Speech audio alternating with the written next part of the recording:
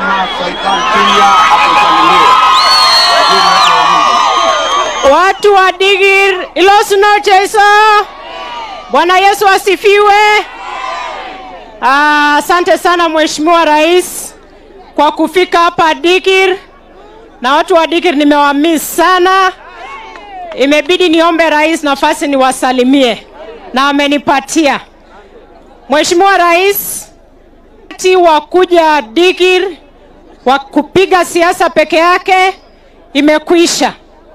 Sasa ni wakati wa maendeleo na kazi. Ni wakati wa maendeleo na kazi.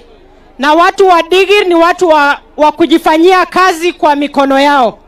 Kwa hivyo barabara ikifika, kina mama wapate coolers, mashule ijengwe, tutasonga mbele pamoja.